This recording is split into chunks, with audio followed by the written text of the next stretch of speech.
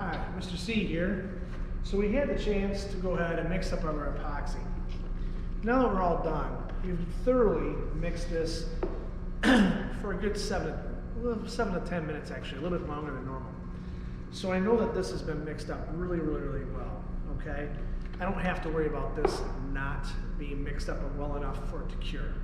It's not gonna stay in that gummy state. So what I'm gonna do now, I'm gonna take my bucket and I'm gonna go ahead and I'm gonna start getting the epoxy onto the different edges, the different surfaces, so that way it doesn't take on that color from the dye and the epoxy when we flood the whole surface. Now I have this nice foam brush here. I'm just gonna go ahead and dip this in. I don't have to be really careful with it. I just need to seal up the different grain.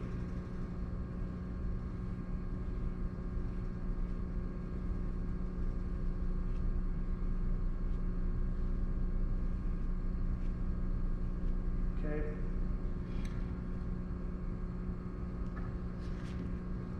This is a messy material to work with, just so you're aware of it. And you want to make sure you get all the surfaces though totally covered, because if not, if you get the bleeding effect happening, it really will ruin what you're intending to make it look like. That's why in those earlier videos, I'm taking off all the soft, like the bark and the punky areas that were rotted out. Those all have to come out, because if not, it'll seal in. It will allow for the epoxy to go ahead and bypass that area and go into the grain where it's going to show up in the finished product, and that's not what you're looking for. Okay? So now I have this side done, as you can see here. I'm going to go ahead and rotate this over. I'm going to get this side here done. Now these edges will not end up being the finished edges.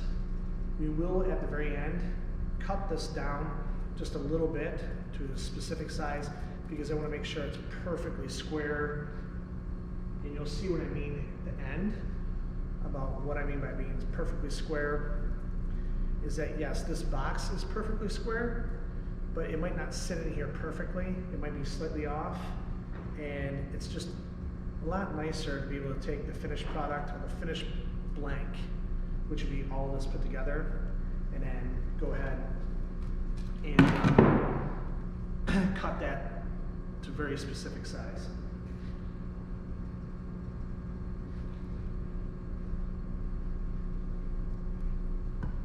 So I'm going to take this and show you. Basically, it's just getting this material, getting the epoxy onto the surface is the most important part.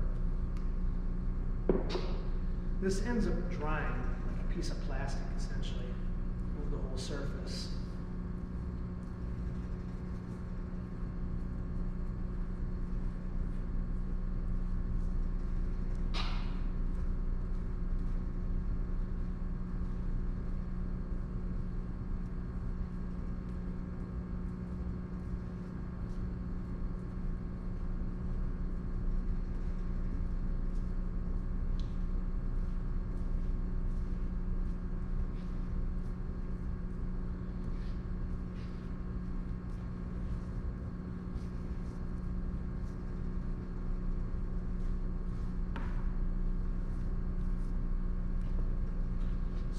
In here.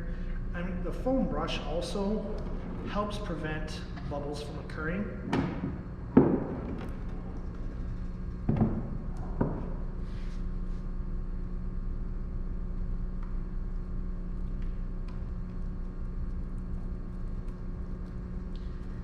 And the foam brush will help me get into areas that are uneven, that aren't real flat on a single plane.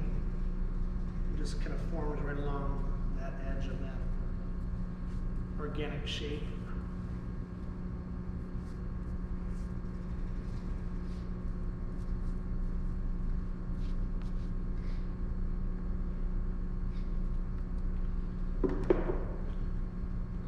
This happens to be a pretty large surface.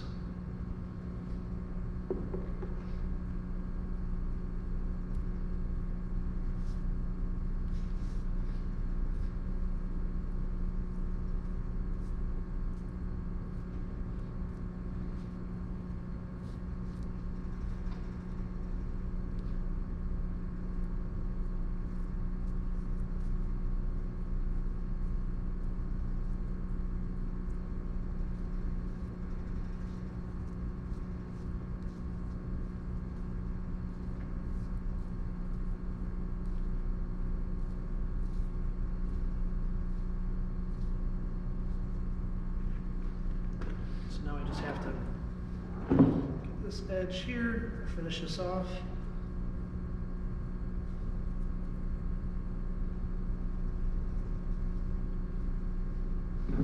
So now we're going to go ahead and place this in its finished position. Like I said, I have the gloves on to make sure I don't have a huge problem.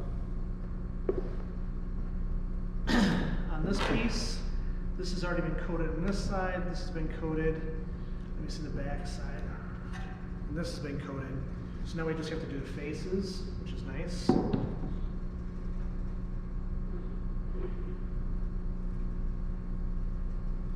These other surfaces were coated prior to today, so they're already cured and they're not going to bleed any of the epoxy that has color in it later.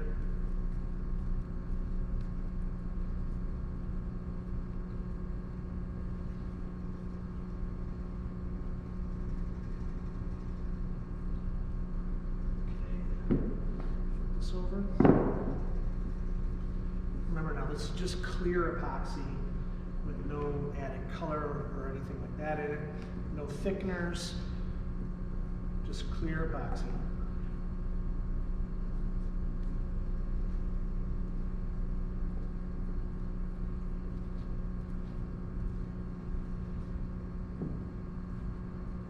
So every surface has been coated.